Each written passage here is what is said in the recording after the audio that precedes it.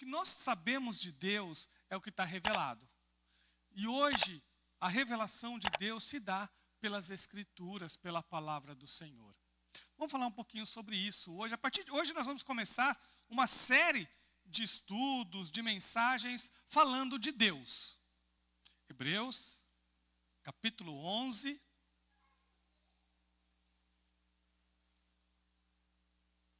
E o versículo 6. Então hoje nós vamos falar da existência de Deus. Na Bíblia, tá bom? Na Bíblia. O que a Bíblia fala sobre isso? E o que a Bíblia fala das pessoas que não creem em Deus? Vamos lá. Sem fé é impossível agradar a Deus. Pois quem dele se aproxima precisa crer que ele existe e que recompensa aqueles que o buscam. Vou ler mais uma vez. Sem fé é impossível agradar a Deus. Pois quem dele se aproxima precisa crer que ele existe e que recompensa aqueles que o buscam. Vamos orar? Senhor, diante da leitura da tua palavra, pedimos ao Senhor direção, pedimos ao Senhor iluminação, para que todos venhamos a crescer no teu conhecimento, na tua graça e em comunhão com o Senhor.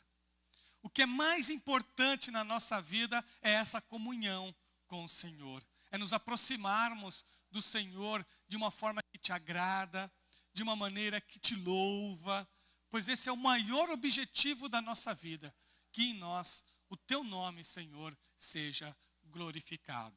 Usa cada mente, cada coração, cada pessoa que aqui está, Senhor, para sair daqui hoje com um conhecimento maior sobre a tua grandiosidade, sobre o teu amor, e que o Senhor fale aos corações através do teu Santo Espírito. Em nome de Jesus. Amém. Irmãos, quando nós olhamos para a palavra de Deus, ela fala de Gênesis a Apocalipse sobre Deus.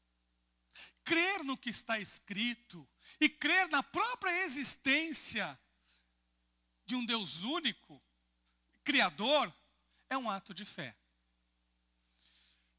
Aqui não está se referindo a crenças falsificadas em deuses que os homens criaram. Não.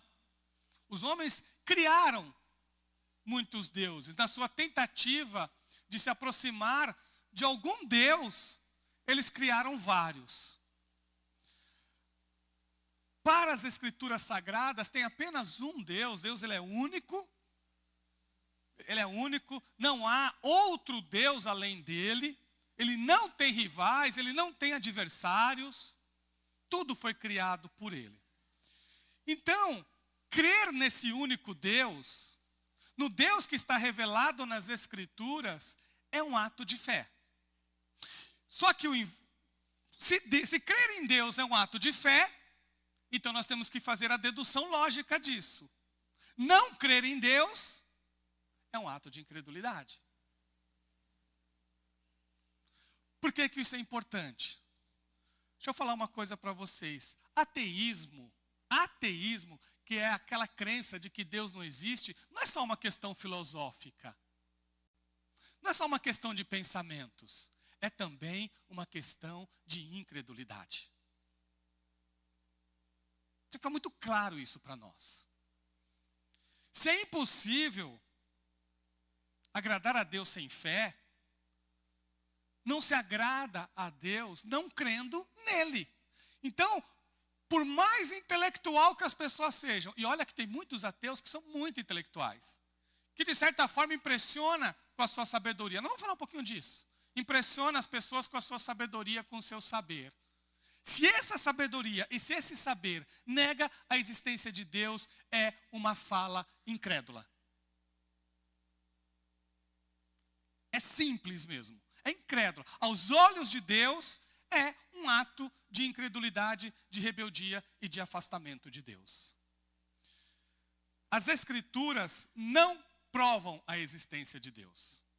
Pelas Escrituras, não há uma preocupação se Deus existe ou não. Ela declara que Deus existe e declara que se você quer se aproximar dele, você tem que crer que ele existe. Então, primeiro ponto, que tem que ficar muito claro. Então, pastor, quando a gente vai aprender mais sobre Deus, é isso. Esse aprendizado tem que estar atrelado à fé. Porque não crer no que as Escrituras falam ou revela sobre o próprio Criador será um ato de rebeldia, um ato de incredulidade, um ato pecaminoso. É assim que as Escrituras enxergam a crença em Deus. É claro que existem outras coisas envolvidas aí, mas o mais básico de todos é essa. Se a pessoa não crê que Deus existe, então ela está num ato de rebelião, ela está num ato de incredulidade de Deus. Por mais sábia que essa pessoa seja, por mais que ela nos impressione com a sua sabedoria, ela não impressiona a Deus. O que a Bíblia diz como testemunho da existência de Deus? Quais são os testemunhos da existência de Deus? Tem uma que a Bíblia fala, porque é aqui que nós vamos basear tudo aquilo que nós falarmos, mas que nós podemos também presenciar isso no nosso dia a dia. Que é o testemunho, que é o testemunho que dá no nosso interior. Que nós podemos dar esse nome, olha, intuição interior. Podemos dar esse nome para vocês. Intuição interior. O que é isso? Todas as pessoas, em todos os lugares, possuem uma percepção profunda e interior de que são criaturas e que Deus é o seu Criador. Todos nós temos um anseio dentro de nós, uma necessidade dentro de nós, uma intuição que surge dentro de nós de que há alguma coisa além dessa vida aqui. Essa necessidade, essa intuição, foi Deus que colocou. Foi Ele que colocou em todos os seres humanos. É algo que vem conosco. É uma marca da nossa imagem.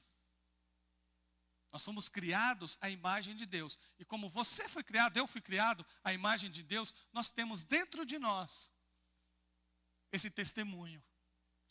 Depois, claro, no decorrer da vida, as pessoas vão interpretando isso, essa intuição. E aí é que surgem as diversas espiritualidades.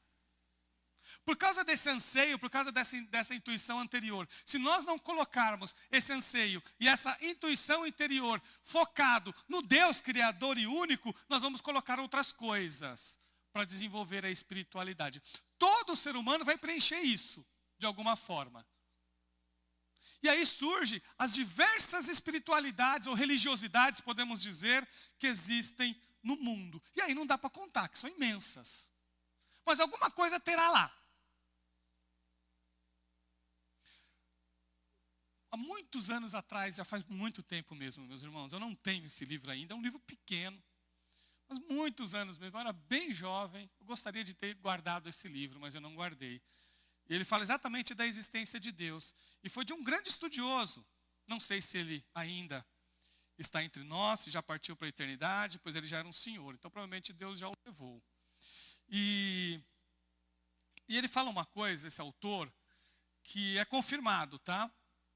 Que é o seguinte: se nós formos investigar lá nos longínquos da história, você vai pegar todas as evidências, todos os vamos dizer assim, os documentos, as fontes históricas de que nós temos disponíveis. Até aquelas mais antigas de todas, as mais antigas que não são nem escritas, que são ali as pinturas rupestres, elas vão ter espiritualidade lá. A crença em algo maior. Não vão dar o nome de Deus, mas vão mostrar esse anseio por algo maior. E as mais antigas que existem até hoje falam de um Deus só. E depois, com o tempo passando, foi falando sobre outros deuses. Então existe, irmãos, nós podemos falar com evidências históricas e arqueológicas que lá nos primórdios da humanidade, eles criam num único Deus. E depois o ser humano foi se corrompendo e passou a acreditar em vários deuses. Então, não é uma evolução de vários deuses, porque muita gente diz isso. Olha, no começo acreditava num monte de Deus, depois foi evoluindo, chegou na ideia de um com os hebreus. Não, mais antigamente acreditava em um. Depois os povos foram se corrompendo, foram perdendo essa ideia de uma única divindade, que no decorrer da história alguns tiveram, e depois foram tendo seus diversos deuses. Aí sim, Deus fala com Abraão e surge através de Abraão, como um Deus fala com ele, um único Deus verdadeiro fala com Abraão, toca na vida dele, e Abraão começa, através de Abraão, o nosso pai da fé, começa a desenvolver a crença verdadeira de um único Deus criador. Então há no interior do ser humano, e isso é universal, viu? Universal. Há no interior do ser humano esse desejo por Deus. Eu vou ler para vocês Romanos 1, do 20 ao 21, e a gente vai perceber isso que o texto sagrado diz. Olha o que ele fala. Em Romanos capítulo 1, dos versículos 20 e 21. Pois, desde a criação do mundo, os atributos invisíveis de Deus, seu eterno poder e sua natureza divina, têm sido vistos claramente, sendo compreendidos por meio das coisas criadas.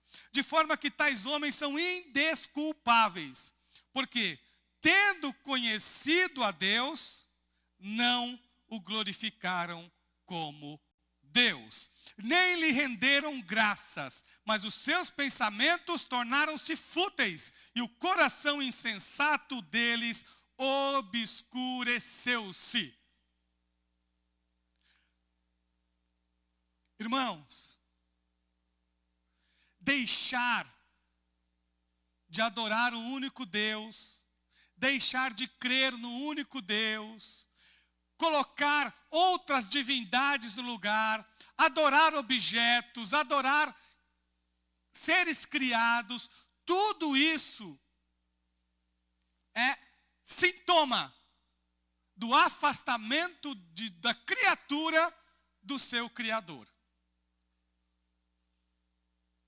Por que muitas pessoas... Olha o que eu vou dizer para vocês. E muito cuidado se você é cristão. Se você crê em Deus, você não pode crer em horóscopo. Se você crê em horóscopo, é pecaminoso. Então vocês perceberam? Gente, irmãos, não é somente ideias. Não são somente pensamentos. E às vezes eu já escutei de cristão, mas bate. Eu já escutei assim, mas bate certinho comigo. Eu falo, meus irmãos, se você crê tudo, você vai acreditar que o Sol, a Lua, os planetas interferem na vida humana, sendo que foram criados por Deus. O Sol foi criado e a Lua para as estações do ano, para cuidar. É isso que diz a palavra de Deus. Então você tem que decidir, falar, não, eu creio em Deus e eu creio aquilo que Deus falou. Se você crê no que Deus falou, as outras coisas que não está aqui, você tem que rejeitar. É assim, irmãos, isso é fé. Por isso que foi lido no início. Quem se aproxima de Deus tem que crer. Porque isso é fé. A fé exige que você rejeite ideias contrárias à palavra de Deus. Senão essa fé não é verdadeira. Ela é falsificada, ela é falsa, como diz Tiago. Para ser verdadeira, você tem que ter em você mesmo. Se eu creio em Deus, as ideias contrárias a Deus eu tenho que rejeitar, independente se elas são sábias ou não. Todo ateísmo tem que ser rejeitado. Uma intelectual muito famosa no Brasil, eu tenho muito respeito por ela, porque ela é da área da filosofia e eu tenho formação em filosofia. Ela sabe tudo de filosofia. Tudo que você pensar em filosofia, ela sabe. Mas ela contou a experiência dela que fez dela uma filósofa. E ela conta o seguinte, que ela foi numa aula, ela e 3 colegas, 3 jovenzinhas, e olha que ela é professora de 20 e poucos anos, da USP, tá? Professora da USP desde os 20 e poucos anos. Deu aula lá com meio século. Hoje ela é aposentada, mas deu aula meio século. Mas ela conta, na época que ela era jovenzinha, o que fez ela se tornar uma filósofa. Ela conta que ela chegou numa aula, estava lá para fazer o vestibular como todo mundo, para se preparar, e teve uma aula de um professor de filosofia.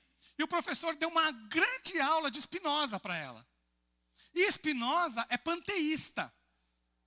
Spinoza crê que há uma coisa única na existência. Essa coisa única da existência, ele dá o nome de Deus, mas que todas as outras coisas fazem parte dessa divindade. Ou seja, tudo está envolvido no que se chama de Deus. Deus é o todo, é o cosmos. Ou seja, Deus está aqui. Deus, ele é presente. É quase ele dizendo que Deus era uma matéria física. Quase disse isso. Mas é assim que o Spinoza crê. E ela falou assim, puxa, é esse Deus que eu creio. E ela chegou no professor e falou, eu vou estudar isso aqui, porque você me contou o Deus que eu creio. Só que o Deus de Spinoza, meus irmãos, não é o Deus da Escritura. Por mais sábio que ele seja, por mais inteligente que ele tenha, mais inteligência que ele tenha tido na sua vida, o que ele cria era algo que a razão e a sabedoria humana criou. Não é o Deus revelado nas Escrituras. Vocês perceberam? Não é a grandiosidade do pensamento. Não é a grandiosidade da ideia que tem que te impressionar. Mas a verdade revelada nas Escrituras. Quando você tem a opção, olha que coisa magnífica, olha que inteligência dessa pessoa. Mas aí você olha, puxa, ela pode ser inteligente, mas o que ela está falando está fora das Escrituras. Qual que é o ato de fé? Você dizer, eu fico com as Escrituras. Isso é ato de fé. Então, panteísmo, de que tudo é Deus, também não é verdadeiro. Isso é sinal do quanto nós nos afastamos do nosso Criador. Do quanto que nós nos distanciamos do Deus Todo-Poderoso. A negação da existência de Deus não é um problema de falta de evidência, mas uma supressão obstinada da verdade, causada pela injustiça e pelo nosso pecado. É a injustiça do mundo, é a pecaminosidade do mundo que faz com que as pessoas neguem que Deus exista. Vocês perceberam que não é só uma questão de ideias? Tem a ver onde está o coração. Olha o que diz o salmista no Salmo 14. Diz o tolo em seu coração, Deus não existe. O tolo diz no seu coração, Deus não existe. Do ponto de vista da palavra de Deus, não acreditar nele é tolice. Deus fez de nós seres racionais. Só que a nossa racionalidade não pode ultrapassar a verdade revelada das Escrituras. Elas têm que ser submetidas a ela. Para o crente, essa consciência torna-se mais forte e nítida através do testemunho do Espírito Santo em nosso coração. Olha que diferença. Todo mundo, o mundo inteiro tem essa intuição de que há um Deus. Se eu perguntar para vocês aqui, vocês vão dizer assim, quando vocês descobriram que Deus existe? É difícil responder essa pergunta. Quando eu tinha 12 anos, 5 anos, é muito difícil responder a essa pergunta. Irmãos, eu vou falar o que eu creio, tá? Vou falar para vocês o que eu creio. De verdade, eu creio que ninguém nasce ateu. As pessoas se tornam através de sua rebeldia, através da sua desobediência. É assim que eu creio. Ninguém nasce ateu.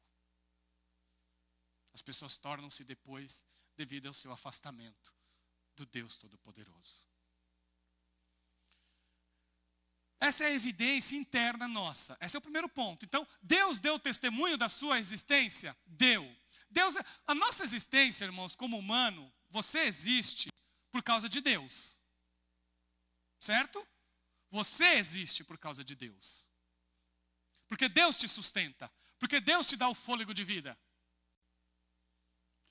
De verdade, irmãos, se você está vivo hoje, é pela graça do nosso Deus.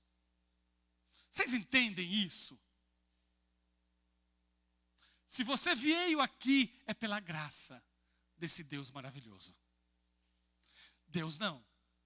Deus não depende de nada para a sua existência. Nada exterior a Deus completa o seu ser. Podemos dizer que em Deus há a autoexistência. Ele existe por si próprio. De eternidade a eternidade, Ele é Deus. Diferente de nós, que temos existência de forma dependente. Deus não. A existência nele é completa nele e não há falta fora dele que possa completá-lo de alguma forma ou possa atuar ou fazer com que ele tenha uma existência diferente. Não. De eternidade a eternidade, ele é Deus. E tem a evidência da própria natureza. Os céus proclamam a glória de Deus. A própria criação mostra que há um Criador. Não dá para acreditar que... Tem pessoas que acreditam, enfim, mas é o que eu disse.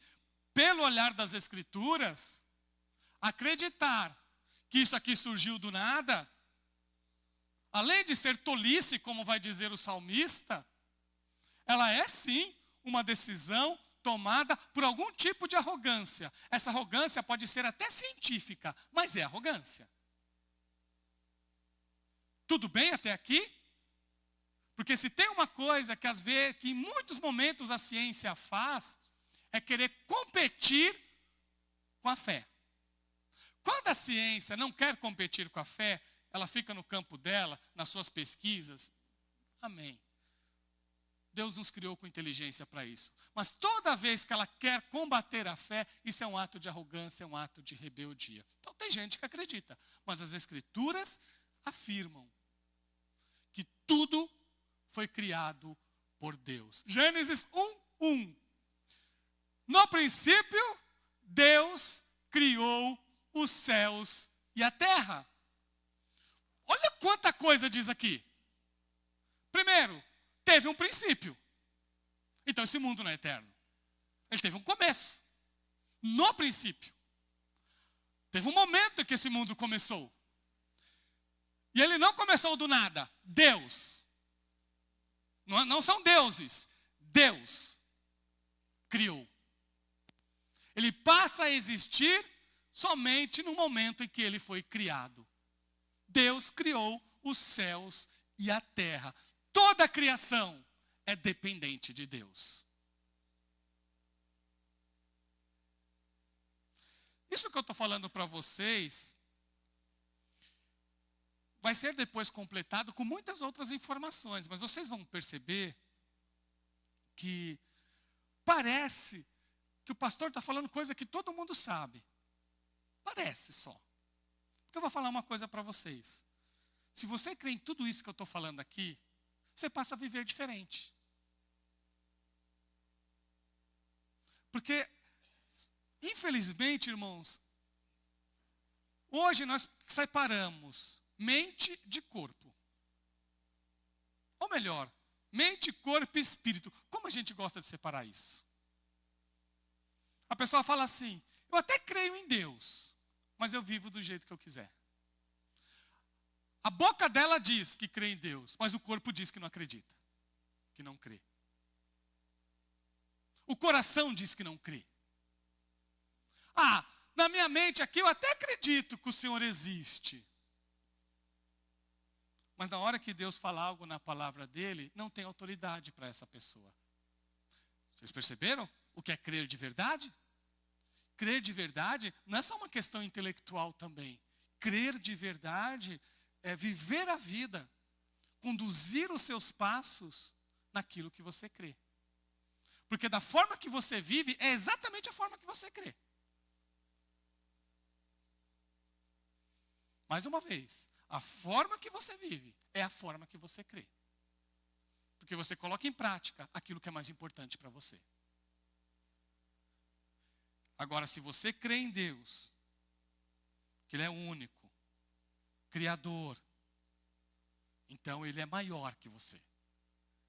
E Ele tem autoridade sobre a sua vida. E você reconhece de forma humilde que você existe por causa dele. Que você respira por causa dele.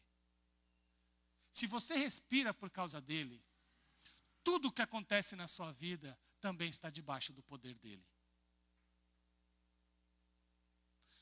Eu sei que no momento da dor, no momento da luta, nós até podemos chegar em Deus e falar: Senhor, olha o que o Senhor está fazendo, olha o que está acontecendo comigo, Senhor, me ajuda.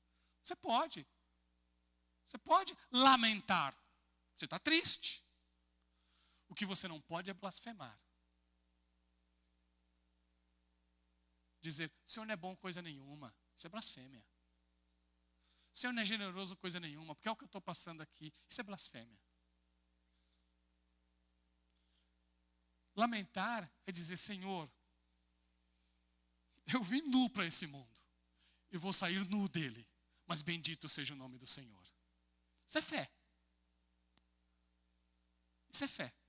Olha a diferença. Irmãos, falar de Deus envolve vida, envolve decisões, envolve tudo o que é importante para nós. Então a natureza, em Gênesis 1 diz: no princípio Deus criou os céus e a terra. Os seres humanos somos criaturas complexas e comunicativas, somos o maior testemunho de um Deus inteligente, sábio. O universo, desde a beleza de um floco de neve até a imensidão das estrelas, a criação exclama continuamente: Deus me criou. Deus me criou. E temos também, claro, o testemunho da Bíblia do começo ao fim, que fala de um único Deus, Criador, verdadeiro e soberano. E nós vamos falar muita coisa de Deus ainda, muita coisa. Eu sei que depois dessas exposições, muita coisa na sua vida vai mudar. Isso eu tenho certeza. Não tenho dúvida nenhuma. E eu vou terminar aqui, ainda tem a última parte, eu dividi em 3 partes, que diz assim: a nossa intuição interior, a evidência da natureza e das escrituras. Então tudo isso demonstram que Deus é o Criador. Você tem que crer nisso, que existe um único Deus que te criou, que te formou, e que a tua vida está debaixo da mão dele. Agora, tem uma verdade, irmãos, que você nunca pode se esquecer. E aqui eu vou entrar por um caminho que depois eu vou estar completando.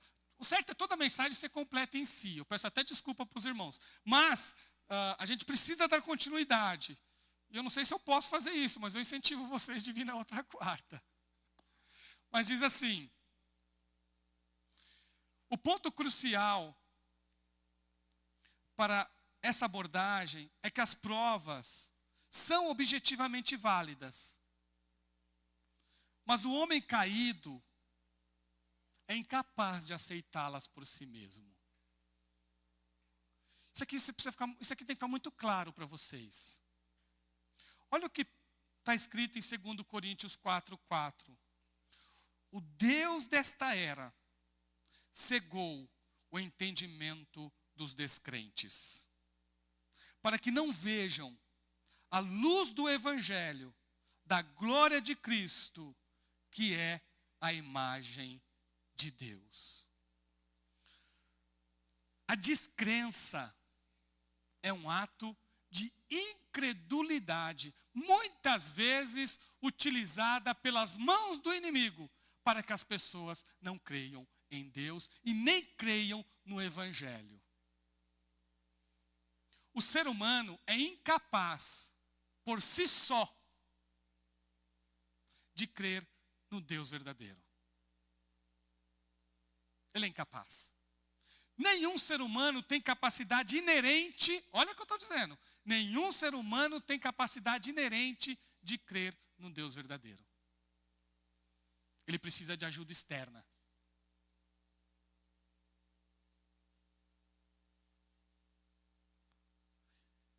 Nem a sabedoria humana. Irmãos, isso daqui, quando você for evangelizar, olha o que eu vou dizer para você, quando você for evangelizar alguém, falar do amor de Deus para outra pessoa, quando você for falar de Jesus para os parentes, guarda isso. Lembra que eu disse para vocês?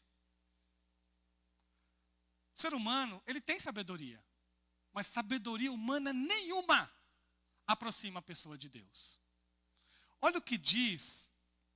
Primeiro, o Deus desse século cegou o entendimento das pessoas. Todas as pessoas que estão longe de Deus estão com seus olhos vendados. E elas não sabem que estão com os olhos vendados. Então ela não tira essa venda. Porque se você perguntar para qualquer pessoa que não crê em Deus, ela fala assim, eu creio. Eu só não creio na igreja. Porque eu não vou em religião nenhuma. Mas eu creio em Deus. Essa é a fala. Por quê? Porque as pessoas estão com os olhos vendados.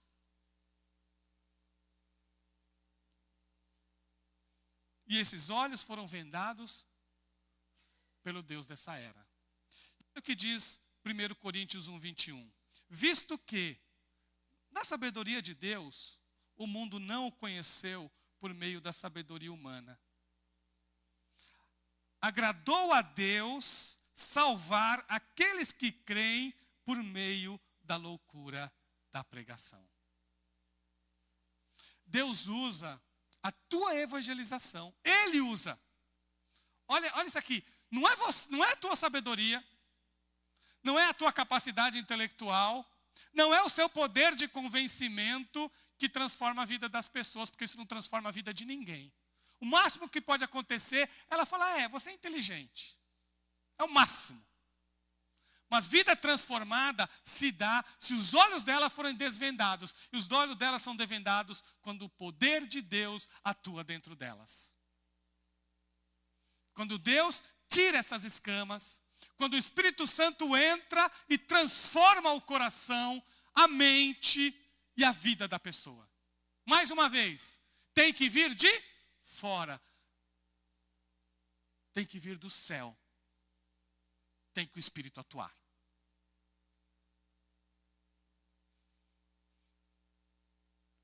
Para que alguém seja persuadido da existência de Deus, Deus tem que intervir. Dependemos de Deus para remover a cegueira provocada pelo nosso pecado. A fé não deve se apoiar na sabedoria humana, mas no poder de Deus e na demonstração do Espírito. 1 Coríntios 2, 4, 5. É a última passagem que eu vou ler. Minha mensagem e minha pregação não consistiram em palavras persuasivas de sabedoria, mas consistiram em demonstração do poder do Espírito, para que a fé de vocês não se baseasse na sabedoria humana, mas no poder de Deus. As pessoas só creem em Deus se Deus atuar. Muda isso, não é? Olha que mudança que isso tem. Porque às vezes nós nos achamos demais. Tem pessoas que se acham mais espiritual que a outra. Tem pessoas que acham que tem mais fé que a outra. A verdade, irmãos, é que tudo que nós temos foi Deus que deu, inclusive a nossa fé. Tudo que nós temos foi Deus quem deu. Tudo que há em você foi Ele que colocou. Porque nem você, nem eu tínhamos condições nenhuma de procurar esse Deus. Não tínhamos nem capacidade, nem vontade, tá? Nem vontade nós tínhamos. Se o Espírito Santo não atuar, se o Espírito Santo não tocar, se o poder de Deus não entrar no coração dessa pessoa, esse coração não é transformado. E não é mudado. E Deus escolheu transformar vidas pela loucura da pregação. É por isso que você tem que pregar. Por que eu tenho que pregar? Você tem que pregar porque foi o meio escolhido por Deus para transformar a vida da outra pessoa. Eu quero que a minha família se converta. Então você tem que falar de Jesus para ela. Porque o meio que Deus escolheu é através das suas palavras. Ele poderia, sem palavra nenhuma, transformar uma pessoa, se ele quisesse. Mas como ele quis que a transformação viesse pela loucura da pregação. Então a fé que agrada a Deus, ela vem quando as pessoas pregam sobre esse Deus. Então, mais uma vez, não vai ser a sua sabedoria que vai mudar nada. A sua sabedoria, eu costumo dizer para os irmãos, eu estudo bastante, é para eu poder não atrapalhar a sua atuação de Deus. Então a gente procura os meios humanos para comunicar melhor. É só isso. É só isso. Isso aí é só uma ferramenta. Mas o que transforma vidas é o poder de Deus e a demonstração do Espírito Santo.